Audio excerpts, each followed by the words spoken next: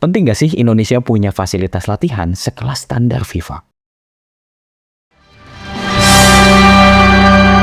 Contohnya, kayak Windmill Football Club di Thailand. Bisa bayangin gimana impact-nya untuk klub dan pengusaha olahraga di negeri kita. Hari ini kita akan bahas tempat training camp Persib di Thailand. Kenapa sih Bojang pilih latihan di sini? Dan kenapa juga dia bilang Indonesia harus punya tempat training center semacam ini? Dan apa sih bagusnya buat bisnis industri sport Indonesia? Saya akan bagi ini dengan beberapa poin. Karena ini harus sistematis ya, biar sama-sama paham dan ngerasain impact positifnya untuk sepak bola nasional agar semakin profesional.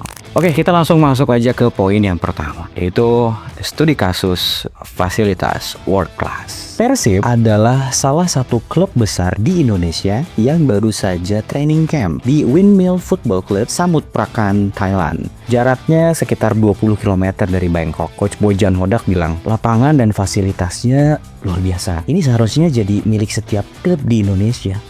Emang harus ya? Beberapa poin fasilitas utama Windmill adalah lapangan rumput alami bersih dan rapih, drainasenya modern, atmosfer stabil yang bahkan dipuji fans sebagai lapangan sekelas GWSP Meazza. Lokasinya ada di kawasan elit, ruangan latihan plus pemulihan, penginapan, dan mudah diakses. Dipakai rutin oleh timnas Thailand dan klub Liga Thailand top seperti Muang Thong, Buriram, dan Polistero. Windmill bukan franchise global.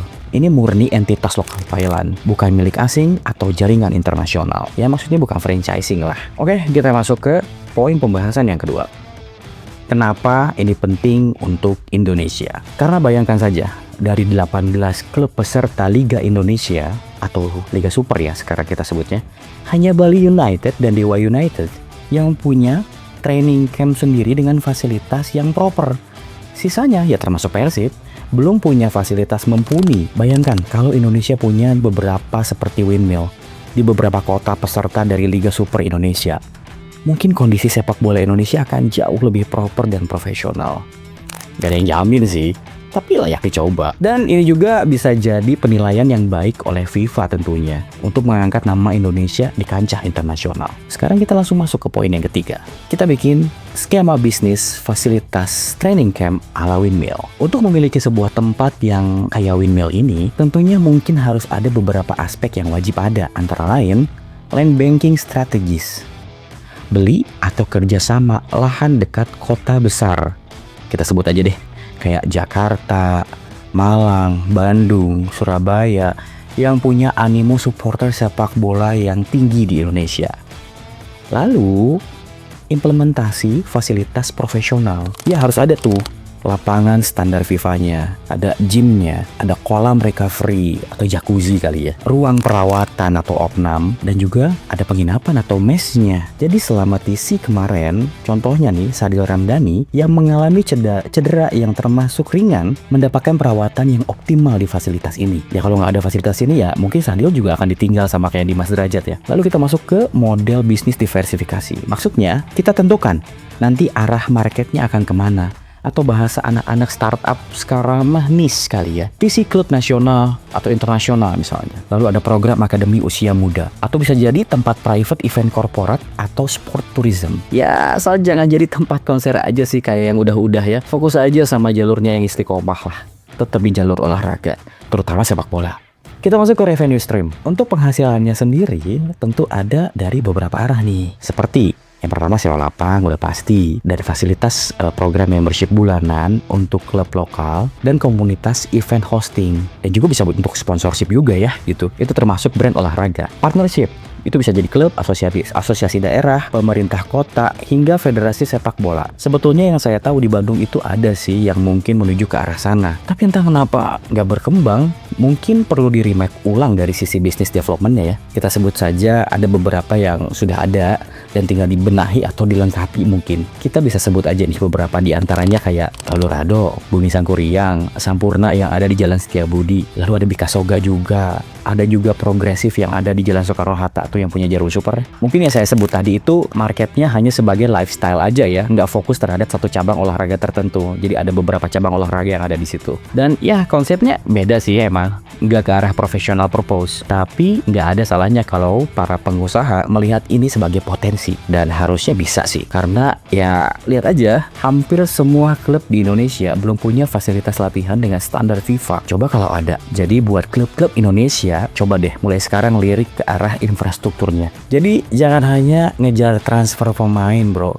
bangun dulu tempat latihan yang bikin pemain tetap nyaman dan setia di klub. Ini bisa jadi pertimbangan yang realistis ya ke pemain juga. Selain karena hubungan emosional dengan pendukungnya yang dekat, antusias pendukung yang militan, tapi fasilitas klub juga bisa jadi pertimbangan ketika pemain tersebut ada di persimpangan jalan antara memperpanjang kontrak atau pindah ke klub lain. Iya gak? Sekarang kita masuk ke poin keempat. Kita coba membandingkan antara fasilitas latihan yang dimiliki oleh Indonesia melawan atau versus Windmill Football Club. Kita mulai dari poin fasilitas ya. Kalau misalnya di Windmill itu ada lapangan rumput level FIFA yang eksklusif dan profesional. Namun realitanya kalau di Indonesia umumnya ya sewa stadion gitu ya. Lalu ya pihak pengelola pun mungkin tidak memperhatikan beberapa poin yang menjadi standar internasional FIFA. Lalu ada ruang recovery ya atau gym, ada fasilitasnya lengkap nih di Windmill. Nah kalau misalkan di Indonesia banyak klub yang belum punya area recovery yang induknya gitu ya, belum ada. Lalu yang selanjutnya adalah akses dan lokasi strategis. Dekat kota atau dekat bandara itu adalah posisinya Windmill tuh. Nah kalau misalkan di Indonesia sering terpencil dan sulit diakses oleh umum.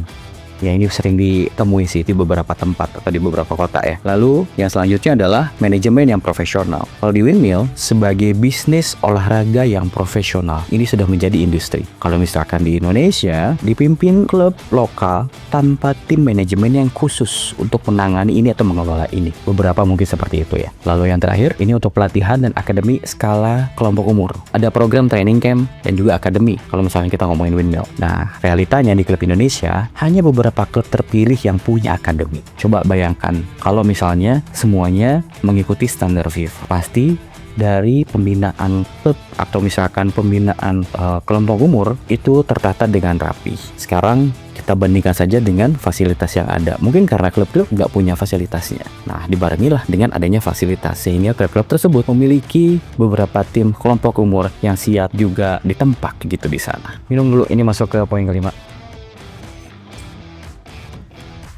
Oke, untuk yang poin kelima ini kita masuk ke ide bisnis untuk pengusaha di sport industry. Buat para pengusaha yang pengen banting setir ke industri olahraga, ini mungkin bisa jadi sebuah ide bisnis yang layak dilirik sih.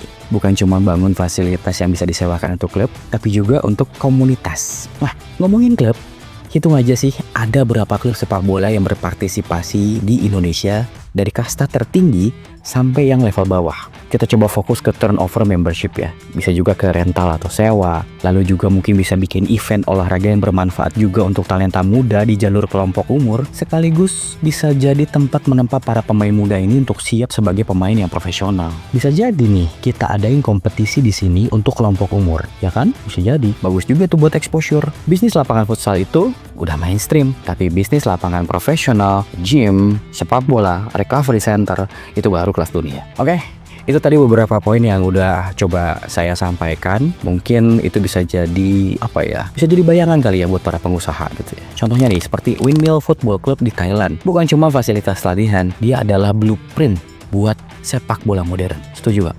Indonesia emang masih jauh dari punya banyak venue seperti ini. Tapi justru itu peluangnya. Kalau kamu pengusaha yang lagi cari sektor olahraga atau pengurus klub yang ingin upgrade fasilitas, ini tepat banget buat jadi tolak ukur atau parameter.